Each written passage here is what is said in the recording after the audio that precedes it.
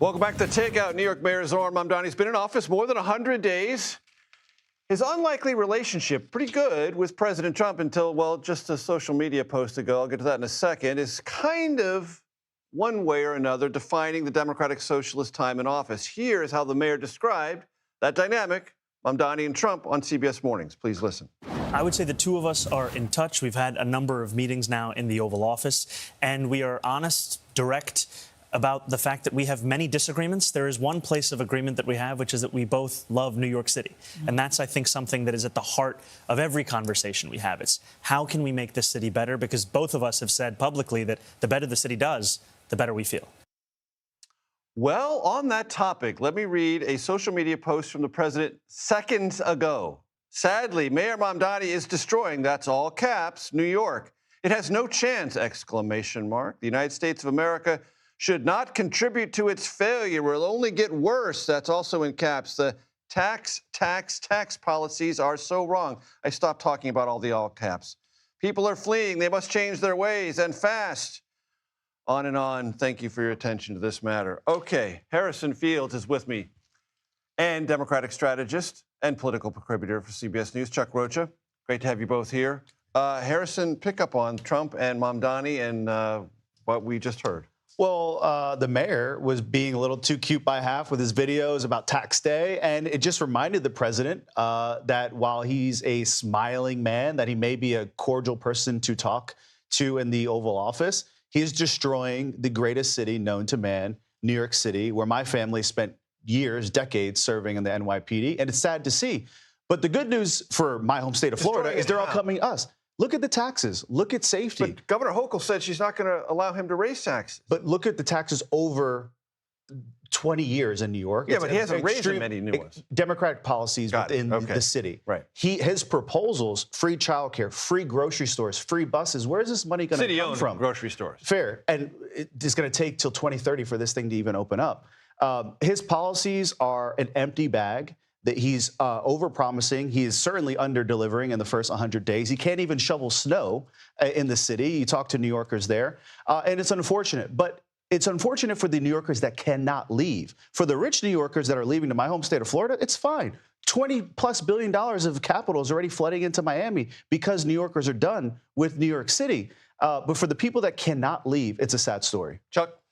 You know, Mamdani kind of swept into the office running against a flawed Democrat named Cuomo. Andrew Cuomo, right. And he's made the most of it. And the one thing that I look at, you know, a lot of folks like to pontificate on TV about all the tea leaves and stuff, but he had a lot of folks rallying around him. Democrats were looking for fresh energy, and I think they found him. Does everybody agree with all the Mamdani stuff that he's talking about with public policy? No, we're a big tent. There's a right and the left and the middle of the Democratic Party, but he's brought something that we've been looking for, and that's energy, especially after old Joe Biden. And after old Joe Biden, we were looking for somebody who had a little bit of spirit, and I think we found it here, and we're looking for other folks like that. But one of the things he also said, he was like, well, they said democratic socialism cannot get elected in New York City. And he's trying to flirt with the idea of maybe running statewide, maybe bringing this to a national ticket. He mentioned that in the CBS Mornings. And I just don't think the country's there. I don't think it's there. It's going to be very interesting to see what the Democratic establishment does when they have a primary. Do they want to go Zoran route, or do they want to go more moderate? It's going to be a major test. That is going to be a fault line in the 2028 process, no doubt. Chuck, I want to ask you about Ana Paulina Luna's conversation with me about Ruben Gallego, Arizona Democratic senator. She laid out some pretty harsh accusations, saying that the Senate needs to review them, and she's uncomfortable with him continuing to serve in the Senate. You know Senator Gallego? Yes, I do know him, and I've worked for him, and I work for a lot of Democrats, and I tell them all the same thing. And I was shocked in watching her, and I've been shocked at watching the Oppo dump on my good friend Ruben. Like, the one thing you do when you're telling folks what to do in these kind of situations, and Ruben did it this week when he had that long press conference that was agonizing, is you go and tell the truth. And you get in front of people. If you have nothing to hide, and he doesn't, he went out and told the truth. Now, because we live in the internet age, you have a lot of things. And I don't think that 99% of any of this stuff is true. But you get out, you tell the truth. I know him. He loves his family, and he loves this country. So in that press conference, he said a couple of things that matter in the context of what Ana Paulina Luna said on this show. He denied any misconduct within his marriage. He denied any mistreatment of any female staffer that has ever worked for him. And that would be inclusive of the things that Ana Paulina Luna alleged on this program. So he's denied it in advance. Right. In front of a table of cameras and in front of everybody, because that's what you do. Anybody who's running a campaign for 2 seconds. Harrison? Democrats in Arizona are hyperventilating right now. Because? They don't believe him.